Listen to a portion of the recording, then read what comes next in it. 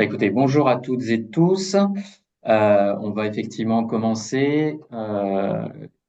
Voilà, tout le monde commence à rentrer aussi dans la conférence. En tout cas, merci à toutes et tous pour votre présence et votre participation. Assez très heureux de vous retrouver assez nombreux, je trouve, pour cette première webconférence, les confs exploratoires, qui est consacrée aujourd'hui à l'intelligence artificielle générative. Alors effectivement, on vous propose d'inaugurer aujourd'hui un nouveau un nouveau modèle, un nouveau dispositif, un nouveau format qui est destiné à aborder de nouveaux sujets qui sont peu ou pas forcément très explorés encore au sein du réseau et qui pour autant rentrent en résonance avec les activités et les missions menées au sein des réserves naturelles et d'ailleurs au-delà même des seules réserves naturelles de l'ensemble des aires protégées. Donc ces rendez-vous ont vocation à apporter de la matière, à apporter de la connaissance sur tous ces sujets, avec une visée également peut-être de monter en compétences. Et donc dans cet objectif-là, on se dit que on pourrait s'inscrire dans une idée de cycle, potentiellement, pourquoi pas, de série sur ces différentes thématiques, sur l'intelligence artificielle, mais aussi sur d'autres sujets plus émergents. Et sur la question, on vous sollicitera certainement en fin de conférence sur ce sujet. Quelques mots d'organisation très rapides avant de vous présenter à la fois le sujet et puis notre intervenant. Donc, vous l'avez constaté, on est plutôt en mode conférence, ce qui tombe bien pour une webconférence. Donc, 45 minutes de présentation par Michael Nézé.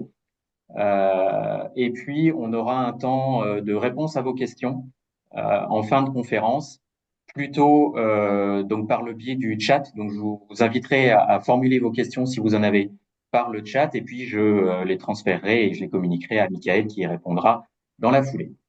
La conférence est enregistrée, donc elle sera mise en ligne a posteriori sur notre chaîne YouTube d'RNF.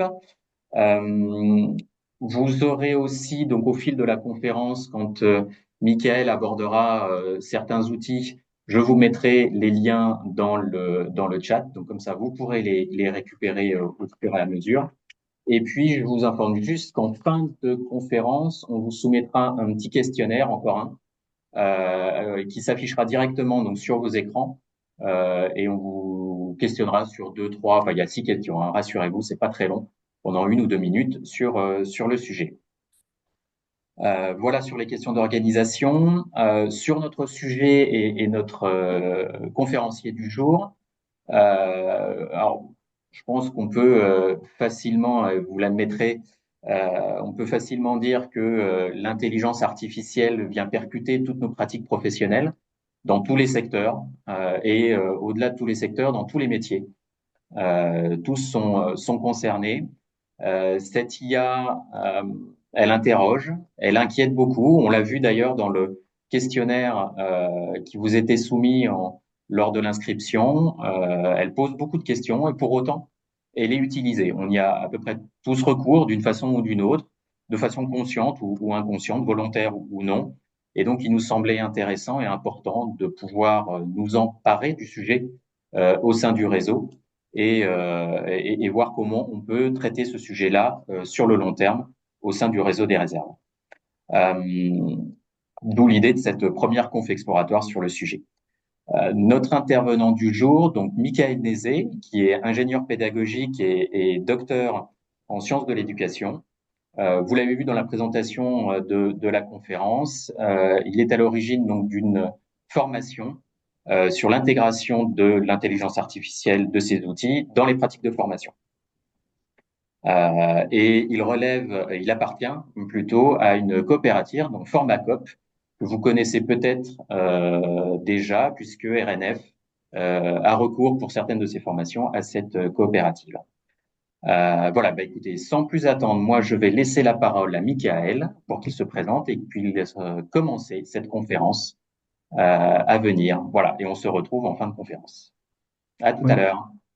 Merci Jean-Marc. Et puis bah, merci aux Réserves naturelles de France de m'avoir invité pour cette présentation sur les IA génératives qui effectivement impactent tout le monde et dont tout le monde a un usage plus ou moins avéré d'après les questionnaires, mais en tout cas tout le monde l'utilise. Voilà, alors moi je suis responsable, donc je suis ingénieur formation. J'accompagne les formateurs et les responsables de formation dans le développement des compétences. Je conçois aussi des formations. J'interviens à l'Université de Strasbourg où j'ai en charge une unité d'enseignement qui s'appelle Hybrider la formation. Voilà. Et depuis 2 ans, je travaille sur l'IA forcément parce qu'elle impacte les métiers, les usages, les pratiques. Et c'est en cela qu'elle m'intéresse. Alors, pendant la petite heure où on est ensemble, avant de démarrer déjà par l'agenda, on peut voir ici qu'on a relevé en fait vos adjectifs depuis le questionnaire qu'on vous a envoyé. Et effectivement, vous soufflez le chaud et le froid sur l'IA, comme beaucoup de monde, hein, c'est normal, puisque c'est à la fois surprenant, ça questionne. Hein, on voit bien aujourd'hui qu'il y a un dilemme à l'utiliser, parce à la fois c'est intéressant, utile, c'est performant, aidant, et puis en même temps, je vois des termes comme effrayant, comme polluant, voilà, comme énergivore. Donc, et comme tout dilemme, ben, ça peut pas être résolu totalement. Donc, en fait, il va falloir, quand on utilise l'IA, ben, y réfléchir et penser à trouver le meilleur compromis, la moins mauvaise solution. Donc, ce sont des choses qu'on va aborder pendant la présentation. Donc là, en fait, ça, c'est l'agenda de nos 45 minutes, 40-45 minutes ensemble. On verra un peu les fondamentaux autour de l'IA, hein, comment ça fonctionne globalement. Ensuite, quelles sont les questions et les défis à relever, notamment avec les adjectifs que vous avez vous-même relevés, hein, voilà, comment on peut s'en servir de façon raisonnable, durable, responsable. Et puis à la fin, on verra aussi donc les opportunités à l'utiliser, les quelques usages que vous pourriez en avoir, parce que vous n'avez pas tous le même usage au sein des participants ici.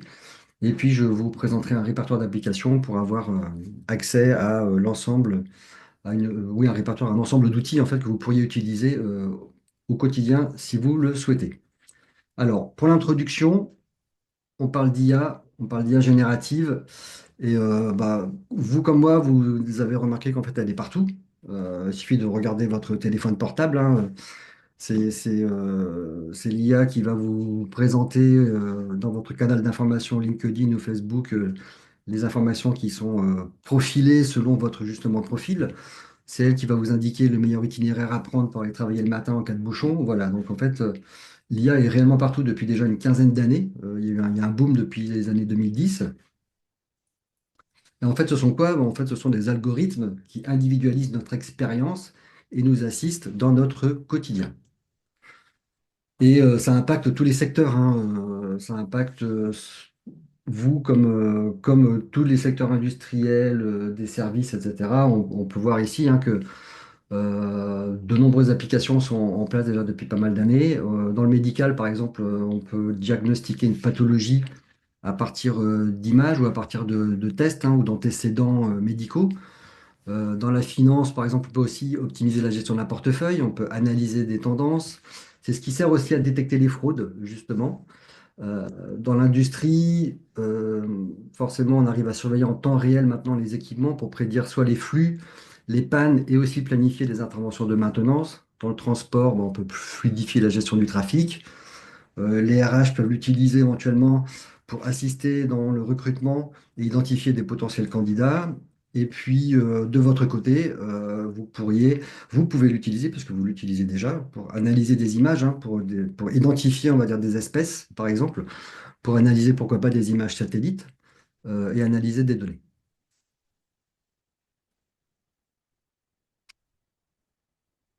Hop, pardon. Alors,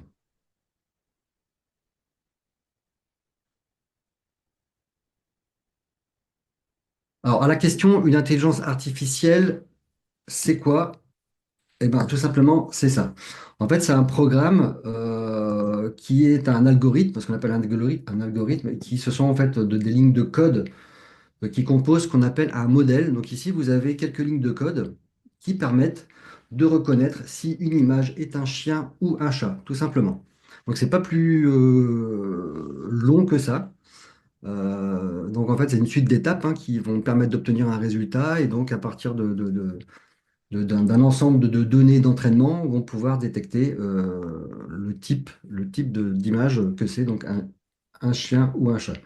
Et forcément, quand on utilise des intelligences artificielles, ce qui fait la différence, c'est la qualité et la quantité des données qui vont un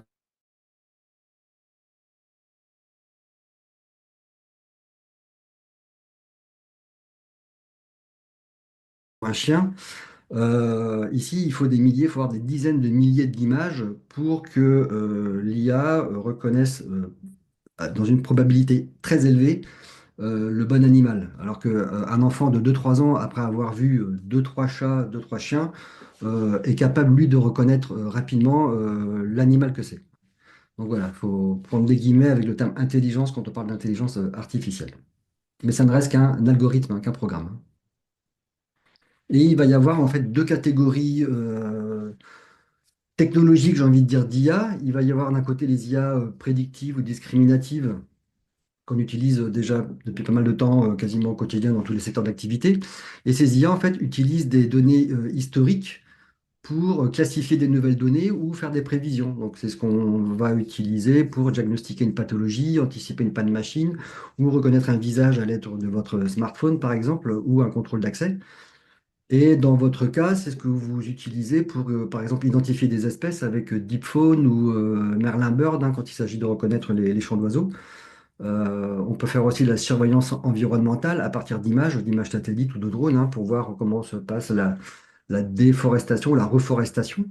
On peut aussi maintenant créer des jumeaux numériques d'espace et et voir comment évolue cet espace à l'aide de facteurs environnementaux divers. Voilà. Typiquement, le type d'application qu'on peut avoir avec ces types d'IA. Et puis, depuis 2017, la technologie des IA génératives est arrivé, donc c'est très très récent, hein. Et ça a été révélé au public finalement avec ChatGPT en 2022. Et ces IA, ces modèles en fait, sont capables de générer du contenu nouveau et original en apprenant à partir de grandes quantités de données, donc essentiellement du texte ou des images, mais bon, essentiellement du texte.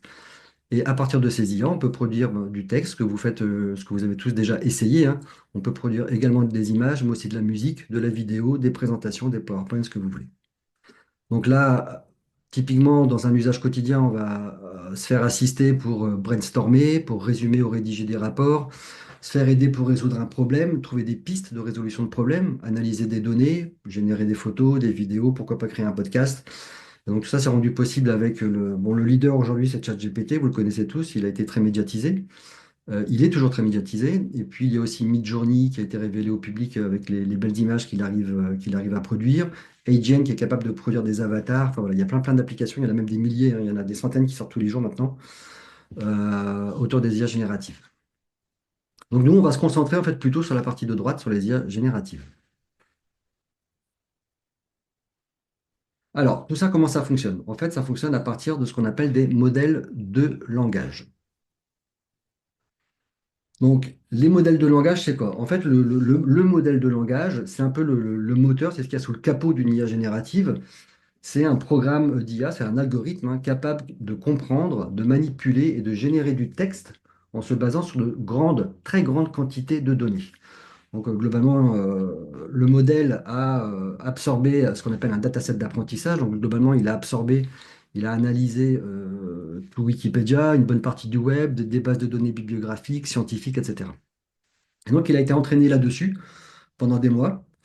Et après son entraînement, il est disponible pour le public, pour les utilisateurs. Et donc, pour son entraînement, il a besoin d'un super calculateur pour pouvoir ingérer cette quantité de données, pour être capable de la comprendre, de l'interpréter et de la transformer. D'accord? Et donc, de nourrir le modèle finalement. Et une fois qu'il est entraîné, il est rendu disponible, accessible aux utilisateurs via ce qu'on appelle un chatbot.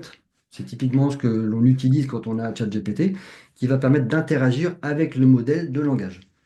Et donc ici, vous allez pouvoir entrer vos questions ou vous allez pouvoir entrer vos instructions pour obtenir le résultat que vous attendez avec ce modèle.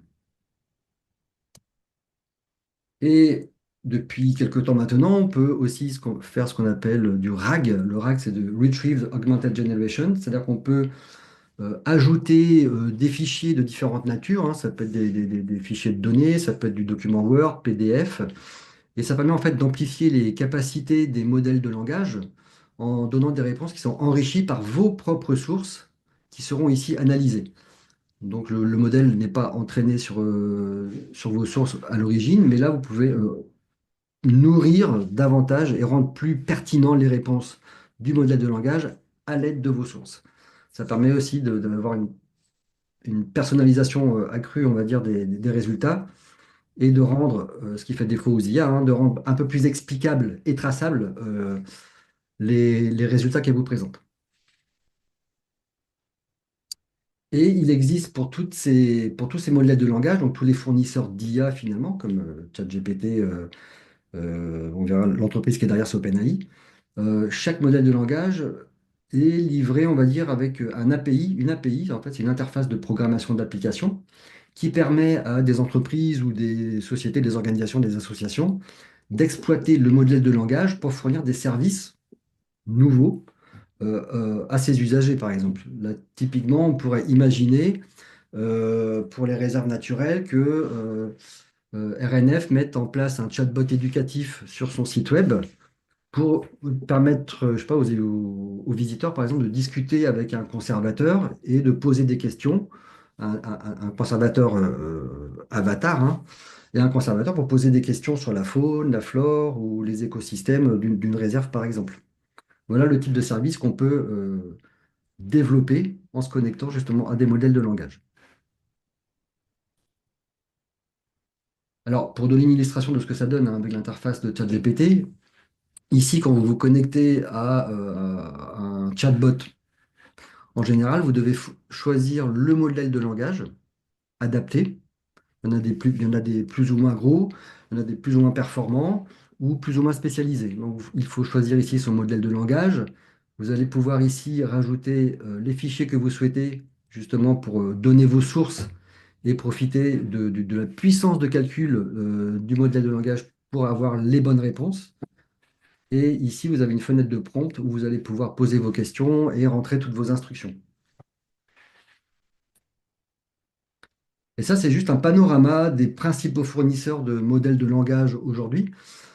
Donc on voit tout là-haut, hein, on voit le nom de l'entreprise, puis en dessous le nom du produit. Alors on s'aperçoit vite que les Américains ont pris la place pour l'instant.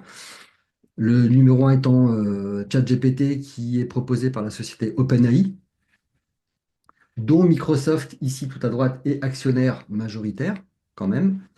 Et puis aussi, on a Claude qui est très performant, hein, Claude de chez Anthropic. On a Gemini qui est développé par Google. Et Cocorico, en France, on a le chat qui est proposé par la startup Mistral et qui fonctionne aussi très bien. Ça, c'est le petit dernier. On a vu les Chinois arriver avec DeepSeek qui propose des modèles de langage et donc un chatbot hyper performant. Et puis Microsoft Copilot qui est connu comme Gemini pour intégrer l'IA dans sa suite d'applications, sa suite Office ou la suite Google Workspace. Donc ça permet d'avoir l'IA un peu partout dans ses mails, ses outils d'édition, de texte, PowerPoint, ses feuilles de calcul, etc. Et donc, qu'est-ce qu'on retrouve chez ces fournisseurs? Donc, en fait, il y a plusieurs modèles de langage qui existent. Donc là, j'ai présenté les plus connus, hein, mais il y a les plus gros et les plus petits. Et il y a, chose nouvelle depuis maintenant 2 3 mois, des modèles de raisonnement qui se distinguent des modèles classiques. Les modèles classiques, vous allez poser une question, vous allez demander un résultat et il va être généré instantanément au fil de l'eau. Sur les modèles de raisonnement, l'IA ne va pas répondre tout de suite, elle va analyser votre question et va décomposer la question en différentes tâches. Et ces différentes tâches vont être exécutées. Et à chaque fois que la tâche est exécutée, l'IA va vérifier le résultat, vérifier ses hypothèses et passera à l'étape suivante si elle est elle-même satisfaite ou si vous validez le résultat avant de passer à l'étape suivante. Donc c'est un vrai bond en avant en termes de qualité de résultats et c'est très adapté pour, par exemple, la résolution de problèmes, surtout quand les problèmes sont plutôt flous. Donc voilà, des tout nouveaux modèles de raisonnement qui arrivent. Et puis certains modèles sont open source. Open source, ça veut dire qu'en fait, vous pouvez, ils sont accessibles si vous voulez. Ça reste une boîte noire, hein, donc vous n'accéderez pas à l'algorithme lui-même, mais on peut les utiliser pour son propre usage. On peut utiliser par exemple un modèle de langage comme Mistral 7B sur son ordinateur, par exemple, ou l'installer sur un serveur. Ensuite, il y a différentes fonctionnalités sur tous ces finalement chatbots, hein, parce que ce sont les chatbots qui donnent accès à ces fonctionnalités. On a le live mode. Donc, le live mode, en fait, ça va être la possibilité de converser avec l'IA, soit avec la voix ou soit avec la vidéo. Si vous mettez l'application ChatGPT sur votre téléphone portable, vous pourrez, depuis quelques semaines maintenant, lui présenter votre environnement. Il va pouvoir commenter ce qu'il voit et vous pourrez même demander des conseils, par exemple, sur comment mieux aménager un espace pour un événement, il va vous dire, bah, tiens, il faudrait rajouter telle chose, peut-être rajouter une machine à café parce qu'il n'en a pas vu. Enfin voilà, ce genre de choses, il est capable de le faire. Donc il analyse l'environnement, aussi bien des images que de la vidéo pour vous fournir des conseils. Chose nouvelle qui manquait depuis pas mal de temps, et ça arrivait donc en cours d'année l'an dernier, c'est l'accès web. Vous pouvez demander au modèle d'aller chercher sur le web, sourcer ses résultats à l'aide des index web. On peut aussi générer des images, ce que font plutôt bien les modèles, avec depuis la semaine dernière l'arrivée d'un nouveau générateur d'images au sein de ChatGPT qui est assez bluffant et qui surperforme et qui dépasse tous les autres, hein, en termes de qualité d'image et de rendu, et qui intègre du texte dans les images. On peut aussi donc exécuter du code, hein. Tous les informaticiens maintenant le savent très bien, c'est un point fort des IA génératifs, on peut générer du code pour créer des sites. J'ai vu que certains d'entre vous l'utilisent pour générer du code R pour faire de l'analyse de données. Euh, Ces IA-là sont capables aussi comme elles voient de la vidéo, elles sont capables de voir des images, hein. À titre d'exemple, si je donne un plan de masse d'un bâtiment avec des surfaces sur les zones, il est capable de me dire, en visionnant le plan, la surface totale du bâtiment, par exemple, en analysant les éléments de surface présents dans le plan. Et puis, bien sûr, il sait lire des documents, que ce soit des PDF, des Word, etc. Voilà. Donc, ça, ce sont les plus connus, donc il y a beaucoup plus de modèles de langage, vous allez voir. Mais aujourd'hui, ChatGPT, donc d'OpenAI, est le plus versatile. Alors, il est très poli, très policé, il reste très efficace. Anthropic fonctionne vraiment très très bien. Et puis je vous invite à tester éventuellement le chat de Mistral qui est français et qui est vraiment efficace et qui a la particularité, contrairement à ses confrères ici qui sont plutôt US, Mistral est entraîné sur des données françaises et plutôt européennes, donc vous aurez moins de biais, on va dire, culturels dans les réponses. À titre d'exemple, ce que je disais avec Jean-Marc la dernière fois quand on discutait, si vous demandez à ChatGPT, par exemple, quels sont les 10 meilleurs films des 20 dernières années, il est fort probable, je n'ai pas fait l'essai, mais il est fort probable que les 10 meilleurs films soient américains, alors qu'avec Mistral, ce sera un peu plus varié. Donc voilà, ça c'est juste une petite cartographie des modèles de langage qui existent aujourd'hui. En fait, il y en a à peu près de pertinents et d'assez, j'ai envie de dire, costauds, de 80. On est aux alentours de 80 et ça augmente au fil des années, on voit ici. Et la taille, ce que vous voyez là, c'est la taille du modèle, c'est le nombre de paramètres du modèle qui se compte en quelques milliards, voire en milliers de milliards pour le dernier GPT 4.5, pour le dernier modèle d'OpenAI. Donc je vous laisserai, en fait, on voit, c'est un graphique dynamique, hein, vous avez l'adresse ici. C'est intéressant de voir tout ce qui existe et la diversité de plus en plus des modèles de langage qui proposent des spécificités, en fait, hein, des applications spécifiques. Alors, une fois qu'on a des modèles de langage, on se demande comment le modèle de langage va générer du texte. Donc, c'est la slide suivante. Comment ça fonctionne tout ça? En fait, pour la génération automatique de texte, on va utiliser du prompt, ce qu'on appelle du prompt, hein. C'est une instruction en langage naturel. La nouveauté finalement avec les modèles de langage, c'est qu'on fait de la programmation informatique, mais en langage naturel, donc sans le savoir. On ne fait pas du Python, on ne fait pas du HTML, on fait pas, voilà, on fait pas du Java. On écrit en langage naturel, on programme en langage naturel. Et ce langage naturel, ce programme, va être interprété par le modèle qui va orienter, lui, sa réponse, hein. Tout ce que vous allez rentrer, tous les mots-clés que vous allez rentrer vont orienter les réponses du modèle. Donc, par exemple, ici, comment ça se passe? Si vous, c'est ce que vous avez déjà observé, je pense, dans un outil de mailing, hein, par exemple, quand vous tapez vos SMS, hein. Quand vous commencez à taper quelque chose, pas comme ici le ciel, en fait, le plus probablement, c'est le terme est qui va arriver ensuite avec une probabilité de 90%. Donc, il va choisir automatiquement le mot est. Puis, plus probablement, le mot bleu. Et donc, finalement, il va composer le ciel est bleu, puisque très probablement, c'est la phrase qui est la plus attendue. D'accord? Donc en fait, c'est juste un traitement probabiliste, hein, qui est fait par le modèle de langage et qui va chercher à deviner le mot ou la partie de mot le plus probable à partir des mots précédents, donc ce qu'on appelle le contexte.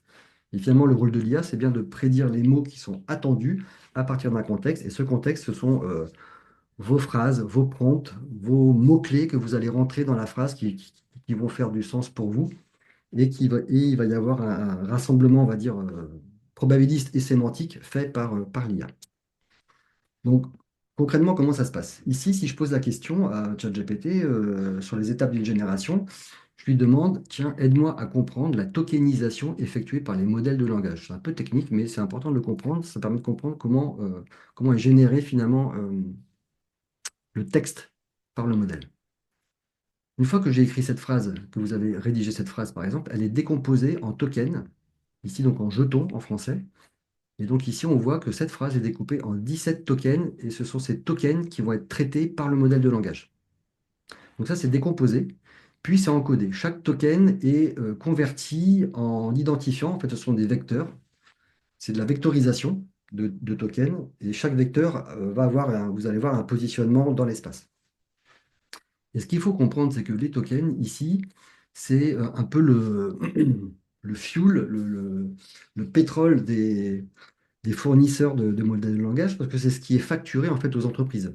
Quand les entreprises font appel aux services de OpenAI, de Gemini, donc ChatGPT ou autres, en fait, ces fournisseurs-là vendent des jetons. Donc, en fonction du modèle de langage que vous utilisez, vous allez payer plus ou moins cher vos jetons, soit à la lecture de vos prompts, soit à la génération des réponses. Donc ici, par exemple, si vous utilisez GPT-4o, vous devriez payer, si vous étiez une société ou une association, peu importe, 10 dollars le million de tokens générés. Alors que si vous prenez un petit modèle comme 4 mini, qui est beaucoup moins gourmand, vous allez payer 6 centimes le milliard de tokens. Donc voilà. Donc c'est comme ça que se rémunèrent les principaux services qui proposent des IA génératives, hein. C'est vraiment l'unité de base, c'est le token. Et donc, tous ces vecteurs ici, chaque token est transformé en vecteur. Donc, chaque bout de mot, finalement, est transformé en vecteur et est spatialisé dans un espace un peu multidimensionnel. Et chaque mot va être spatialisé en fonction de sa proximité sémantique entre les autres mots. Donc ici, par exemple, bah, chat sera près de chien, qui sera près de loup, etc. D'accord? Et cette spatialisation va changer en fonction du contexte, donc des mots dans la phrase. Ici, si j'avais le mot pièce ici, par exemple, là, sous ma souris, pièce, mais si je mets pièce de monnaie ou pièce de théâtre, c'est plus la même chose. Et donc, en fait, il va y avoir une respatialisation du mot il va y avoir des rapprochements sémantiques de ce terme avec des mots qui sont plus probables. Donc, si je mets pièce et puis théâtre, a fortiori, ça va se déplacer dans cet espace vers des termes comme Molière, comme scénario, etc. Donc, on va retrouver un espace sémantique qui va permettre à l'IA de générer ensuite, par recoupement probabiliste, la phrase la plus finalement probable. Alors, une fois que ça s'est fait, il fait un calcul des probabilités, il va générer la réponse la plus probable à partir d'un enchaînement tout à fait probabiliste. Et je vous donne l'exemple ici, en réponse à ma question de tout à l'heure, il me dit la tokenisation est le processus de, et là je vois que le plus probable pour lui, c'est le terme division qui vient avec 37% de probabilité. Et donc en fait, il écrit les phrases au fur et à mesure, terme par terme, en fonction de la probabilité qu'ils se suivent. Et il arrive à faire des phrases cohérentes. C'est ce qui bluffe un petit peu tout le monde quand on voit ce qu'il arrive à générer. Donc là où il faut être conscient d'une chose, c'est que la qualité en fait finalement de la réponse, hein, de la génération par le modèle, va dépendre totalement de la qualité de votre prompt et des termes forcément que vous allez utiliser dans votre prompt. Donc plus le prompt est précis, plus les termes sont précis, plus le contexte est détaillé et plus le résultat sera meilleur.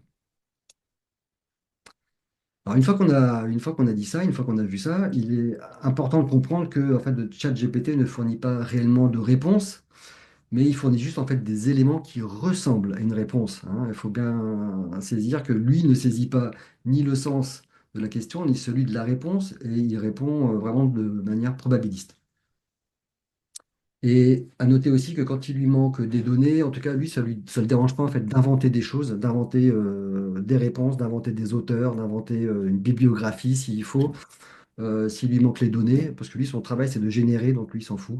Il n'est pas là pour vérifier si c'est vrai. Et du coup, à ce moment-là, on va parler d'hallucination quand il dit des choses fausses, mais vraisemblables, qui paraissent vraies.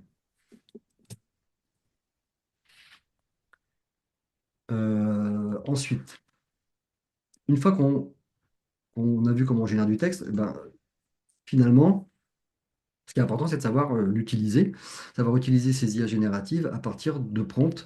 Et l'art du prompt, c'est de diriger l'IA pour l'orienter vers le résultat que vous attendez.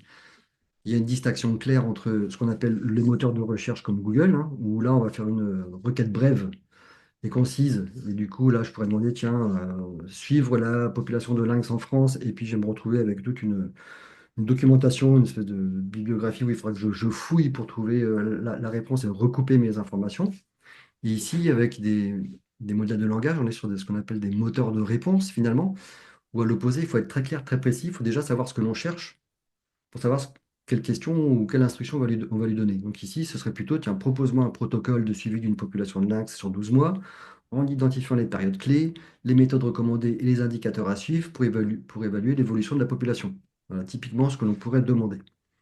Et encore, ça, c'est un mini prompt, hein. Les prompts peuvent faire jusqu'à quasiment pas de limite, hein, une page, deux pages, 10 pages, hein.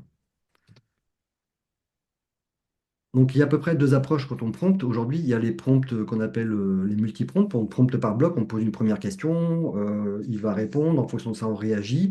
Donc, on rentre dans une espèce de dialogue exploratoire et puis on affine au fur et à mesure. On avance, on progresse en fonction des questions et des instructions qu'on donne à l'IA. Et puis, il y a peut-être en tout cas une meilleure pratique ou une bonne pratique qui est ce qu'on appelle le méga prompt, où là, on va poser une espèce de cadre contractuel. Donc, on a déjà réfléchi à ce que l'on veut. Et puis, on va donner un rôle à l'IA, on va lui donner des objectifs, une cible, on va lui donner le contexte de notre demande, on va préciser le format que l'on souhaite, on va lui donner des contraintes, parce qu'on a aussi des contraintes peut-être pour mettre en œuvre ce que l'on veut mettre en œuvre. On peut donner des exemples, préciser le ton. En fait, ça donne quoi? Ça donne ça. Si vous structurez un prompt et que vous faites un prompt, un méga prompt, ici vous avez un exemple où vous allez donner un rôle. Tu es éducateur nature, passionné de faune, de flore et de pédagogie active en milieu naturel. Ton objectif, ben, aide-moi à créer un atelier de 4 heures pour sensibiliser à la biodiversité locale et à la préservation de l'environnement. Ta mission est de me proposer un plan détaillé de cet atelier. Le plan doit venir sur une page, contenir un titre, des objectifs pédagogiques et pour chaque objectif, une activité ludique. Concernant le contexte, ben, ça va s'adresser à un groupe d'enfants de 8 à 10 ans qui va se dérouler, donc c'est un atelier en plein air dans un parc naturel à la demi-saison. Et puis des contraintes, donc ce sera 100% en extérieur, pas de matériel numérique pour ces activités, et l'approche privilégiée, sensorielle et ludique. Et pour la tonalité, on peut lui demander d'écrire de manière attractive et professionnelle en donnant envie de vivre cette expérience en nature, comme on aurait pu lui demander d'écrire sa réponse en alexandrin, ça ne lui aurait pas dérangé du tout. Et voilà typiquement un prompt pour démarrer une conversation et avoir un premier résultat avec l'IA. Et à partir de ce résultat, on va pouvoir ensuite itérer, améliorer, changer un objectif, demander à changer une activité parce qu'elle n'est pas adaptée à ce que vous attendez, etc., etc. Et alors par observation, je le mets ici parce que il y a quelques personnes qui ont testé et qui ont laissé tomber parce qu'elles ne trouvaient pas ça très pertinent. Mais en fait, il y a aussi des mauvais usages. Un, il faut savoir prompter, donc par exemple utiliser le méga prompt. Il ne faut pas oublier aussi de changer de sujet, c'est tout bête, hein, mais à chaque fois que vous allez changer de sujet ou vous allez dériver de la conversation, il faut recommencer un nouveau chat parce qu'en fait, tout l'historique de ce que vous avez discuté est pris en compte pour former la nouvelle génération, les nouveaux résultats. Et donc, ça biaise un petit peu si vous commencez à faire une digression par rapport à la question initiale. Donc, il ne faut pas hésiter à changer de sujet, donc à entamer une nouvelle discussion et donc ouvrir un nouveau chat. Alors, le prompt ultime, parce que des fois, on se demande comment bien prompter, on peut passer vraiment beaucoup de temps à savoir ce que l'on va demander, pourquoi, dans quel contexte, à quel résultat attendu. Une petite astuce, c'est que vous pouvez demander, vous pouvez commencer à expliquer un peu votre demande, et puis vous demandez tout simplement à l'IA, comme à ChatGPT, de vous poser des questions, tout simplement, avant de répondre, afin qu'elle puisse fournir la réponse la plus pertinente et la plus précise possible. Et donc, avant qu'il réponde, il va vous poser des questions. Il va vous poser des questions sur le contexte, les limites, les objectifs, le public, etc. Enfin, peu importe. Et une fois que ce sera terminé, il pourra vous présenter le résultat que vous, normalement, attendez. Puis après, bien sûr, vous pouvez demander à organiser le contenu sous forme de tableau, hein, sous forme de tableau, de priorités, de sections. Et vous pouvez donner des sources de référence à analyser. Donc, si vous faites du RAG, bah, vous pouvez utiliser des PDF, des Word, etc. Mais vous pouvez aussi insérer des URL dans la fenêtre de prompt. Il va pouvoir analyser les pages et vous faire des résumés, des comptes rendus, ce que vous voulez, à partir de la page que vous aurez pointée dans la fenêtre de prompt.